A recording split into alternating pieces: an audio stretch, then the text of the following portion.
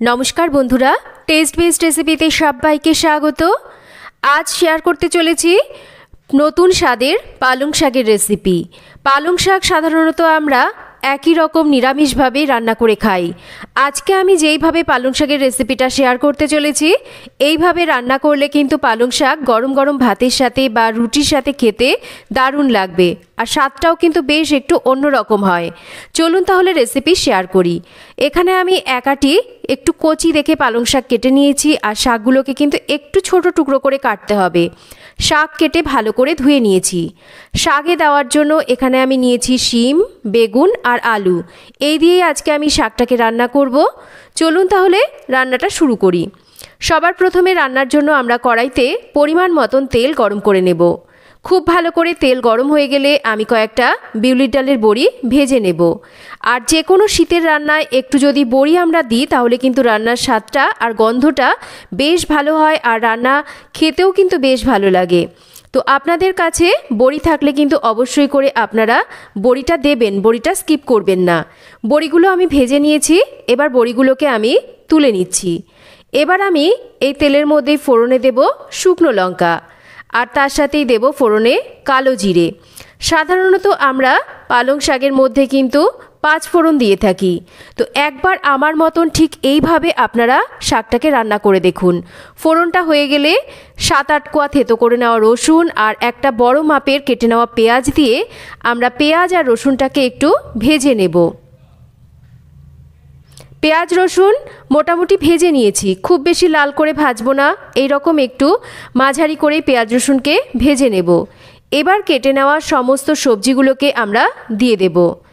একই সাথে আমরা পরিমাণ মতন হলুদ দিয়ে দেব, আর স্বাদ মতন লবণটাকেও দিয়ে দেব।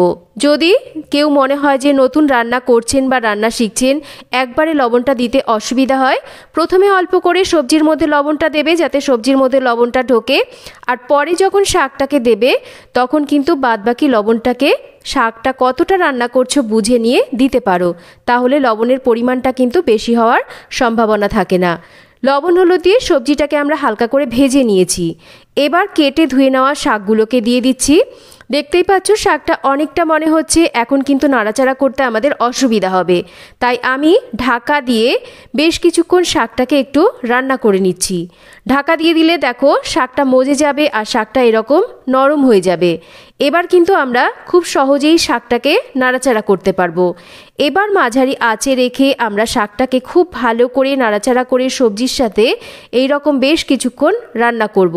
তবে এই সময় মাঝারি আঁচেই রাখতে হবে, যেহেতু শাকের থেকে প্রচুর পরিমাণে জল ছাড়ে, আর এই রান্নায় কিন্তু আলাদা করে জল দেওয়ার একদমই প্রয়োজন নেই, যেহেতু এখন একদম কচি টাটকা পালং শাক, এই শাক সবজির থেকেই কিন্তু জল ছাড়ে, আর সেই জলেই রান্নাটা হয়ে যায়। দেখো বেশ কিছুক্ষণ নাড়াচাড়া করতে করতে কিন্তু শাকটা একদম বেশ অনেকটা কমে গেছে।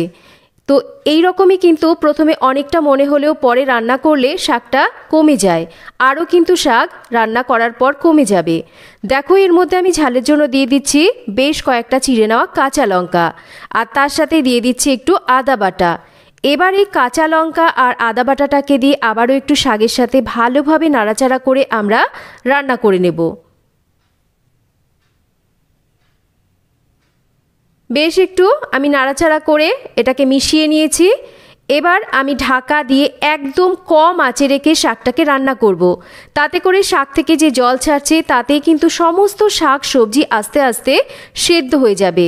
7-8 মিনিট পর আমি ঢাকাটা সরিয়ে নিয়েছি, চেক করে নিচ্ছি। দেখো সবজিগুলো কিন্তু সুন্দরভাবে সেদ্ধ হয়ে গেছে, আর শাকও কিন্তু সেদ্ধ হয়ে গেছে। তবে শাকের মধ্যে এখনও একটু জল জলে ভাব আছে, আর কিন্তু আমরা ঢাকা দিয়ে রান্না করব না। এই রকমই ঢাকা খোলা অবস্থায় এবার আমাদের রান্না করতে হবে। তো এই সময় কিন্তু আমরা একটু স্বাদটাকে ব্যালেন্স করার জন্য সামান্য করে একটু মিষ্টি দেব, এতে করে কিন্তু এর টেস্টটা বাড়বে। আর যে ভেজে নেওয়া বড়িগুলো আমি তুলে রেখেছিলাম সেই বড়িগুলোকেও দিয়ে দিচ্ছি।